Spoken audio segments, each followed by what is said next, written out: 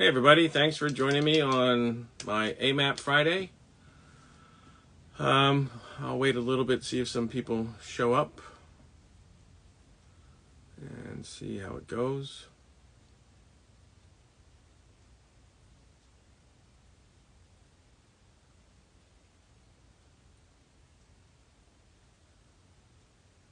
Hi Josephina.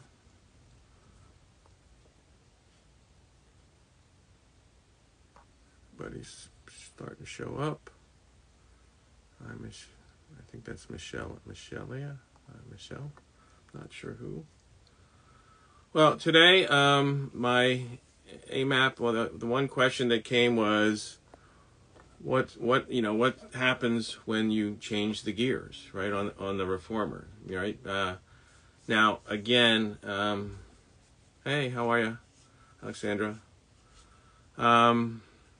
One of the things that I'm going to talk about is the classical. I mean, there's so many variations on apparatus today that I don't know what they all are. I don't use those apparatus, so I can't really address that or talk to that because I never tried them and I don't know what they are and how they work or anything like that. What I am going to address is, the classical, which has 3 gears, right? Clawfoot reformer had 3 gears. The Gratz has 3 gears. So we're pretty sure that's, at least while he was here in the U.S., from the clawfoot, which from the 30s on, we're pretty sure. He did have a reformer that was earlier than that did not have claw feet, but we are not able to see the gears on that one, so we don't know for sure. And like I explained previously in the blueprints that I have from Germany, his original blueprint for the reformer had 7 gears and had 7 springs.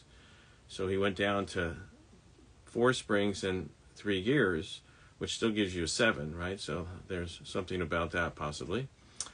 Okay, so the issue is, why do you change the gears? And in classical, you don't change it that much. Joe changed it a little bit more for sure, and that's why he had him there. And one of the things that you do is when you change the gear, basically the bottom line, what it does is that it changes the length of the excursion on the spring, so it makes it easier, right? And again, it depends on the size of your reformer, right? That there's couple issues there, and most reformers, the classical originally was 80 and an 86 inch. That's more archival because that was what Joe had. He had one long one, and the other 3. We're pretty sure the other 3 were 80 because they were smaller, and I have one. It's an 80. We made an 89 inch because of the jump board, right? Because if you put a jump board on an 80 inch, you can't jump anywhere. Hi, Helen. Nice to see you. You too. Well, I don't see you, but it's good to see you joining. So the 80 inch, you would hardly go out at all. You jump and it would bang the back end. 86 a little bit, but 89 allows you to, most people, I guess if you have somebody that's super tall, it would be a different story, to be able to jump. But if you then put the 89 inch into 3rd gear, you would be going back again, you would be shortening it, so you would lose that ability, you would lose some of that, a lot of that jumping ability, right? So that's something to think about if you have the different size. Hi Susan, good morning to you. So that's the other thing, is that when you have the jump board, and you change the gear, it will decrease the ability for you to jump. So just remember that. So basically, what happens, it's no different than if you look at a chair spring. When you look at the Wonder Chair, and it has 3. Usually, comes with 3 hooks, and when you put it on the high hook, it becomes harder. And when you put it on the low hook, it becomes easier because you're shortening the distance that the spring excursions on, right? And so when you change the gear, you are also then shortening the distance. So when you look at third gear and you on the reformer, then you would have a much less excursion, okay, and a much tension before you come out to the end of the carriage. So it makes it an easier exercise. So you can modify, right? You can either modify the springs, or you could modify the gearbox. But the gearbox also changes things in relationship to like the footwork, right? Because when somebody, as it takes the carriage farther away, right, because of where the spring stops, it opens up the range of motion in the knee, okay?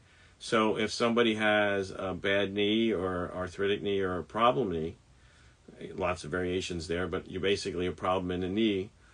I'll answer your question in a second.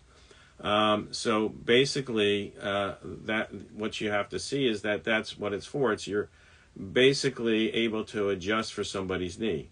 So Helen's question is, so why bother to make the smaller 80-inch? Well, the 80-inch basically allows you to do everything. You know, the 89-inch was not what Joe made, and that's really only there for a jumping board. Matter of fact, if you have the 89-inch reformer, right, and you take somebody who's not too big, and you don't have the adjustments that stop the motion, right? Because now there's these little pegs. We used to use blocks or blocks of wood or a little handle block that would stop the carriage, and you adjust because if you don't do that when the carriage comes in, if you don't have one of those to stop the carriage, then the spring will get loose and pop off, okay? So that's another thing that you have to do when you have a gearbox, right? You have to be able to understand how to use that properly and all that, those types of things. Not that hard, and you should get that in your training. But Dave basically changes that. So, but with an 80-inch, with Joe's reformer, you could still do everything with third gear. It would just be a little bit lighter, okay? And you could still go almost all the way out, okay? So that's the difference. The 89-inch, though, is too much. And if, you put somebody that's not too big on an 89-inch without the blocks and they go all the way out, they'll probably hurt themselves because it's so far that they can, that makes you control the powerhouse. And if they don't have the control, it would be a real issue, right? So that's part of the problem. It's really 89-inch is basically a contemporary version, right? It's the jumping board. Joe did not. There is one archival picture where there's a picture of the reformer, and it has a lot of accessories, and it looks like there may be a board there. So that's possible that he had a board. I don't know if he used it for jumping, but there's possible that he had a board. But Romana liked the jumping board because, as the dancer that she was and the dance teacher she was, the jumping board allows you to do a few things for jumping that you could do to rehabilitate the dancers. And Romana, when you look at the majority of the first and second generation teachers, not all of them, but a lot of them were dancers. And Romana, a lot of dancers came to the original Pilates studio and worked out and did things there. A lot of people who are now teachers, third generation or second generation, they started with Pilates and jumping boards and things like that as well, because that was in their time period, right? Before that, the first generation, they didn't really have a jumping board that we know of. Okay. Hey, Frank. So that's basically something that you have to think about, right? So it's really about changing the excursion of the spring. I'm not going to get into the physics of that because, if you're really nerdy, that's something that you could, there's a lot of math that could go into that. And if that's what you like, you can start to look into that on your own, because most Pilates teachers, we're not going to do those things. We're not, and you're not sitting there, trying to figure out the math of changing the gearbox for each individual. That's just not how we do Pilates, right? It's really about how to look at what's needed in relationship to the exercise and the person, and their size as well, right? So if you need to, if it's a longer person, a taller person, you may want to gear out the box a little bit. If they have restricted range of motion and issues, I had a client who her religion did not allow her to do medicine or surgery or anything like that, and she had an extremely arthritic hip. She never got an x-ray, but I can almost guarantee it was an arthritic hip. And so one of the things that I would do for, like, say, stomach massage, there's no way she could do that in first gear, right? So I would put her in third gear and, one spring, and she would be able to get a little bit of movement, but she was still able to, do that pattern of understanding of movement without pain, so that she could still do the system and do the exercises in relationship. So you do what's available for that person. So that's one of the things that you're able to do, is modify the gearbox depending on the person and their needs. Size wise, the smaller the person is, you're not going to gear it out. But the taller person is, you may need to gear it out a little bit. The smaller person, if you gear it out too far, it may be you'd have to modify how they are on the carriage, maybe with some there's a lot of variations that you could do based on the person. But the simplest thing to think about is the gearbox is usually for injuries and or certain exercises that you don't want to, if they're hard to do in relationship to the stability mobility component of function and Joe's work, because usually it was, when you look at the basic setting of the springs and the gearbox, for most people, that's what it was set for. It was for most people. But there's always that bell curve, and everybody doesn't fit. And at either end of that bell curve, there's extremes. So you're going to have to modify, especially for those extremes. But even as you get closer to those extremes, you have to modify. So in that relationship, what you want to do is use the gearbox to adjust for those variations. And the way it's the normal, classical setup is really based on how to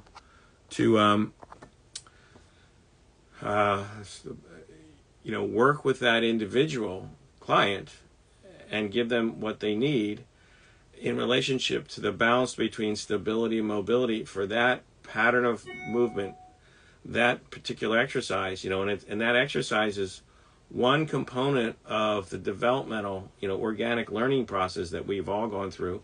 And when we're returning to life, Joe's system sort of puts us back into that, right? And so for each position, you develop a certain strength. So if somebody is, their size or their injury or whatever is a problem, you don't necessarily just change the spring.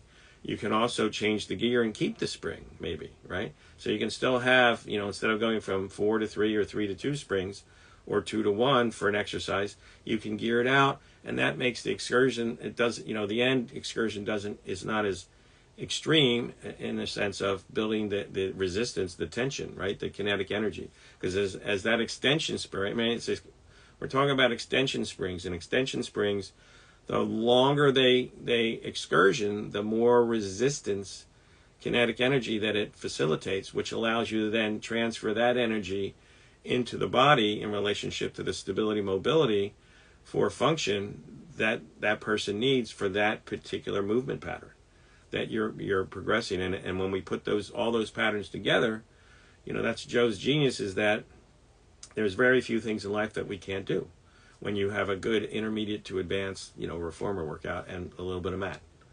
Okay, so I think I addressed that question. I hope. If anybody else has any other questions, there's another question that I got yesterday, and I think I can talk about it here. So, still some time. There was and we see this all the time today on social media. There's people get on the apparatus and do all these wild, crazy things, right? And there was one yesterday, and I think it was yesterday, or maybe it was this week. Well, there's a lot more than that, I'm sure, on social media, but there was one that was brought up, and when we looked at it, one of the things, or the question is, let me see if I can find it. The question was basically, Why are we doing that? Is it a good thing to do? Should we be doing those things? That type of issue, as far as, if somebody's that, it basically is taking the joints to extreme ranges, and in excursion and end range of motion. I've just had a total hip replacement, and I prepped for it by the reformer. Has, of course, been brilliant for recovery. Well, you have to remember something. When when a hip goes bad, right? They tell you to wait as long as possible, and the problem with that is because the reason why they do that is because the prosthesis is not necessarily high body Pilates from Spain. The prosthesis, they're designed, they last 20 to 25 years now, I think, maybe a little bit longer. I haven't really looked at it in the last 5 or 10, I guess probably almost 10 years now, as far as, what they've been doing. So maybe they last even longer, but it used to be, when I first started, it was like, 15 years, 10 to 15 years. So they always wanted you to wait longer, because the older you get, the more likely you're not going to be able to have surgery because of other medical complications and issues, right? So if you get a hip replacement at 40, at 55, maybe, that you needed one. But if you get one at 65 or 70, well, now at 85, to have that major surgery again might not be something that doctors are willing to do. Because you got to remember, doctors do surgery based on your likelihood of surviving and benefiting from that surgery. And if there's a lot of medical complications, a lot of times they'll refuse to do the surgery because they don't want people dying, and they avoid that. So that also increases their success rate, right? And how beneficial it is. So something to think about. I love how you worked with someone post kidney transplant. Have you worked with? I have. I have definitely worked with a number of people that had a kidney transplants. Both in PT and in Pilates. But if that's a question you have, we can add that for next week, because I'm not going to have time to do that one as well. So I can put that on the list for next week if you want. So when we're talking about hip replacements, once you have that process, because if you wait as long as you can, you're in pain for a very long time. So you do a lot of compensation. Full body compensation in relationship to that pain. So you have a really weird relationships to movement in a lot of your other joints. And if you don't change those, eventually they'll wear and tear in an abnormal way as well, and you can have problems with that. So one of the best things about Pilates is once that joint is replaced, that hip pain that you had that was so debilitating is gone. After you have the pain from the surgery itself. And that's usually a month or two for most. There's all ranges as well. So if that's the case, then what do you have? Once that's gone, you don't have pain. So in Pilates, it puts us back in that organic movement sequencing that we first did when we first learned to move. So it allows us, full body movement to re-pattern again and go back to the more natural way for each one of our bodies. So that's the thing about hip replacement. So, I think, Helen, you're in good shape, and the reform is great for that. And you'll see. I mean, you just have, it depends, again, there's an anterior or posterior incision. If you had a posterior, there's restrictions that you have to follow, and you should really follow those, because I've seen people pop with those posterior. I have had a few dancers who didn't follow, and they popped out their prosthesis. Not the scar, but it came out fairly quickly because they tried to do things way too soon. So just be careful. If it's anterior, you don't have as many restrictions. All right, now let me see. I have many people who come to the studio with problems of osteoporosis, injuries. Many times I am left with little training in this regard. Well, again, if you have questions like that, then you can DM me specific questions, and I'll add it to the list for my AMAP Friday. And I can, address certain things, as we go along, okay? So that's something that you can do. So definitely DM me for that. Mine's anterior, and the prosthesis is ceramic, and apparently will outlive me. Well, then, that's that. And again, the other thing that they're doing now with some, I've seen this is that they're mapping your body and your bones, and then they make the prosthesis, and this may be your ceramic one, that is basically a reproduction of your hip, and and size and everything else like that, so that it fits you better. Because the other one was like it was the one size fit all, and now they're trying to make it even more specific. And the more they do that, the longer things are going to last.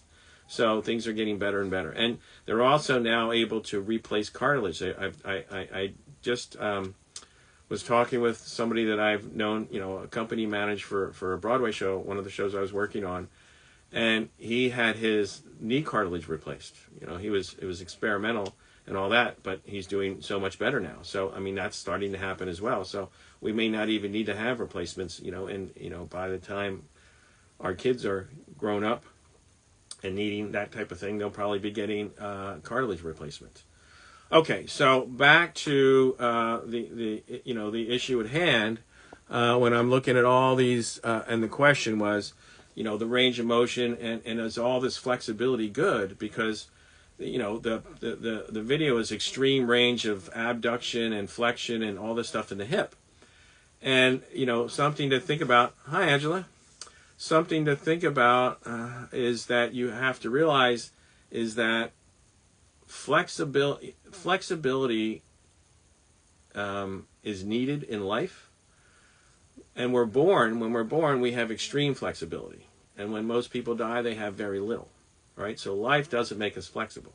That's why one of the things that Pilates always did was, and he was definitely more flexion biased than extension, and he'd go bend down and put his palms on the floor and slap the floor and come up and go, can the Pope do that?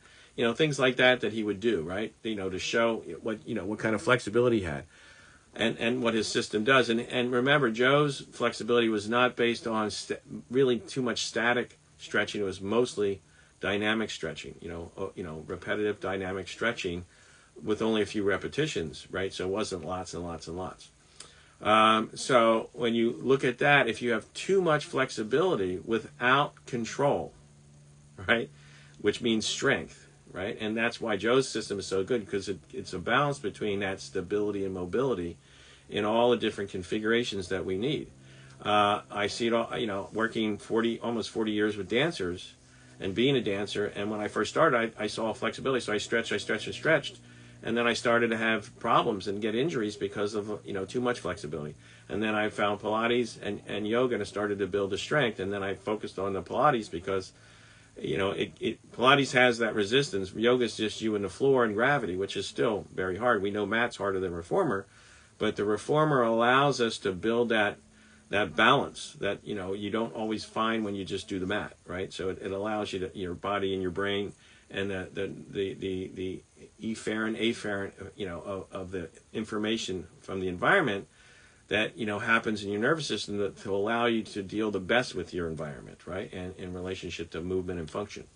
So, that's one of the things, you have to be able to do. So when I look at these videos and somebody says, is it good? It's not.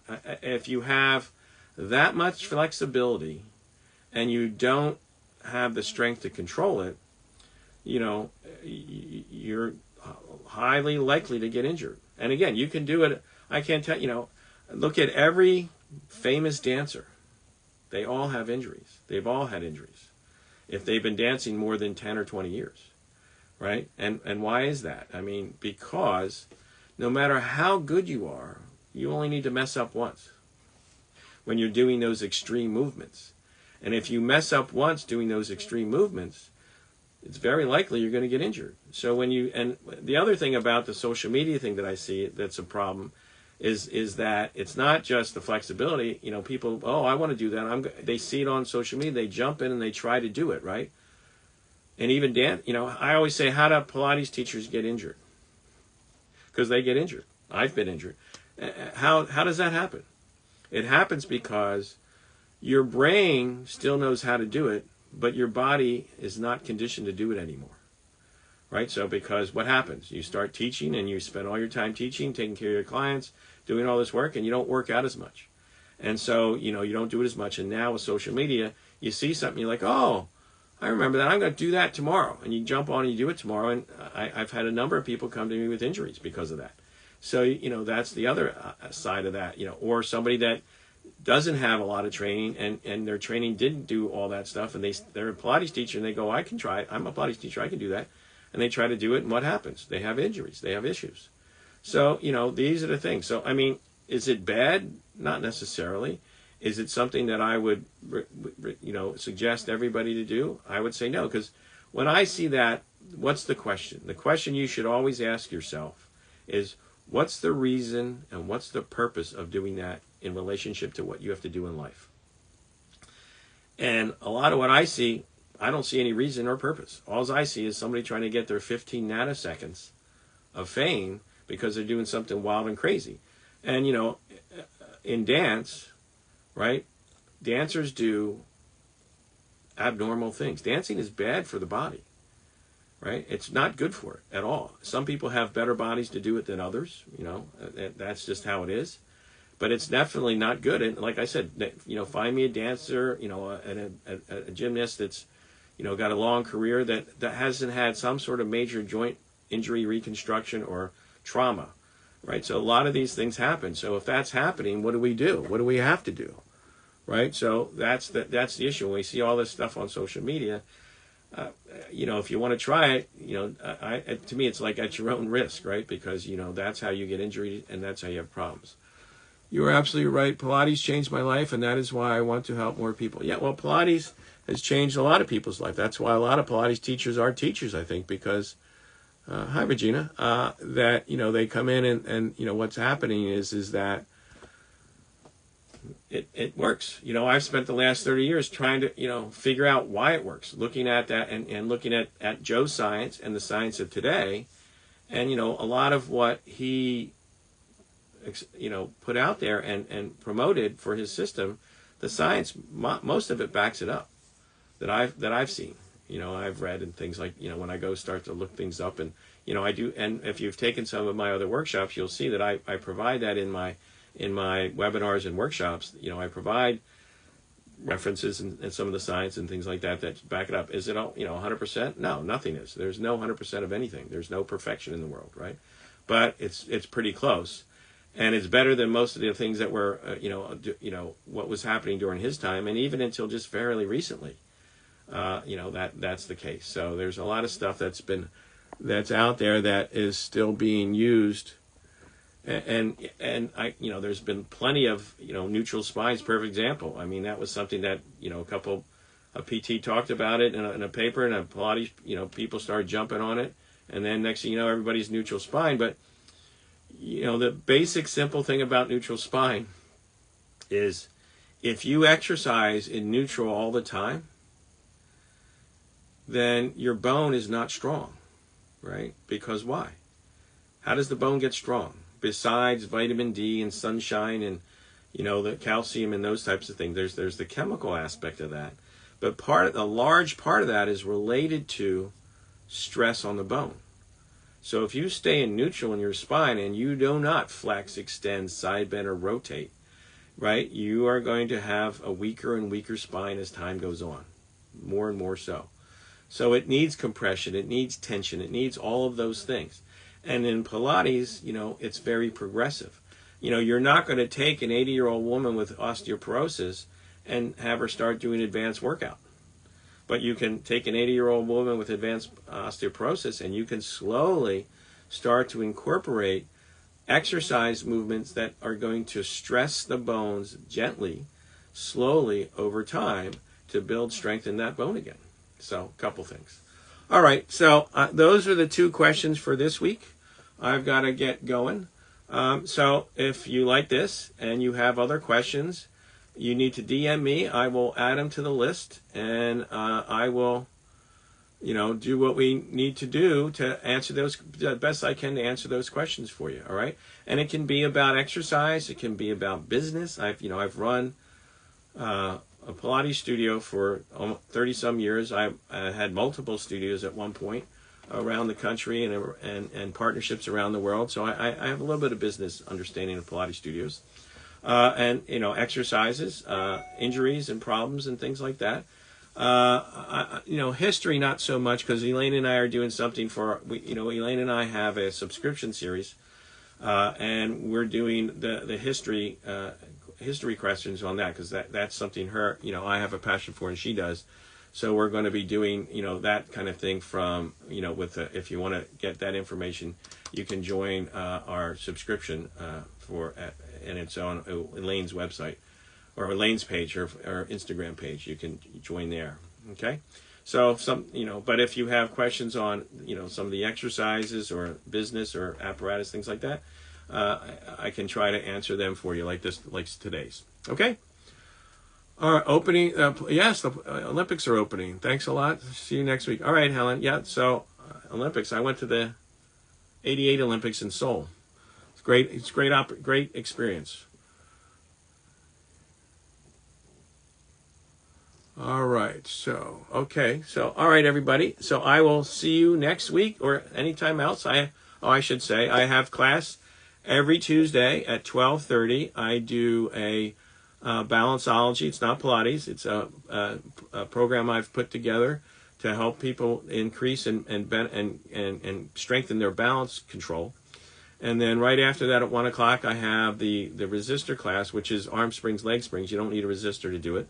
And that they're both. If you go to my link tree, which is linktree/Sean_Gallagher, you can sign up for it there. Okay, so that's it. All right, everybody. I'll see you next week if you want to join me. Okay, thanks for joining. Bye-bye.